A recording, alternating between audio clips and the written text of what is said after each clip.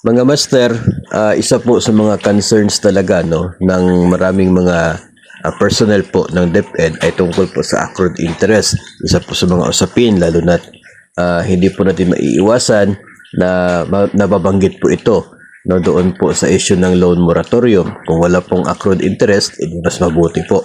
Pero if ever meron po, ito po yung computation ng mga bangko, ng mga private lending institutions sa atin pong accrued interest. Yung P po dyan is yung outstanding balance ng atin pong loan. Outstanding principal balance ng loan. Tapos yung I is yung interest rate na charge po ng bangko. So if ever po, ito po sa sample natin, 50,000 yung balance ng utang mo at 7.5% per annum yung interest rate ni bangko. So magkakaroon ka ng 312 pesos and 50 centavos na accrued interest sa isang buwan kung 50,000 po yung balanse ng utang. Pero kung 500,000 pa yung utang mo, di times 10 mo na rin yan, nasa 3,125 yung magiging accrued interest in 1 month.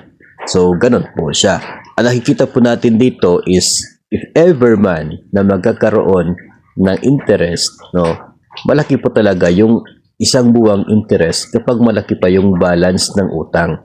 No, kung kaka-renew mo pa lang sa loan mo, mag-expect ka talaga na mas malaki yung interest niya sa isang buwan compared po kung mababa na lamang yung balanse.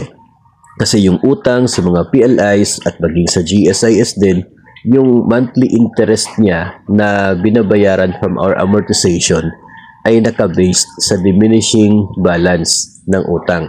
So kung magkano yung applicable balance, no, yung outstanding balance sa ngayon, doon mag-base yung pag-compute na kanyang interest for 1 month.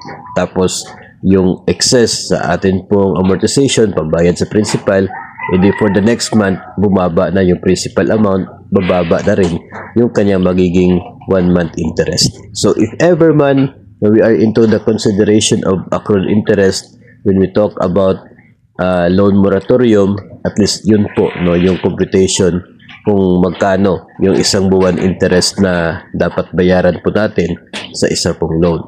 Doon po sa issue ng loan moratorium, ang hiningi ng DepEd ay pati interest, wala, no, walang sisingilin sa interest, walang penalty, walang surcharge, dapat wala talaga.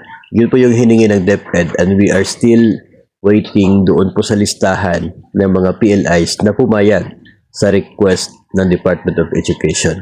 No? If ever man po na mayroong PLI na hindi po papayag, that's the decision of their company. Sa kanila din po yun kasi yung ginawa po ng DepEd ay request. No? Hindi po yun batas na dapat pong sundin automatically. Yun po ay request ng DepEd na pwede pong pagbigyan at pwede naman pong hindi ng kanya po mga accredited na private lending institutions. So tayo po ay maghihintay pa rin ng update tungkol po sa loan moratorium. At least dito ngayon sa episode na ito ay nabigay po natin sa inyo yung paraan ng pag-compute sa accrued interest.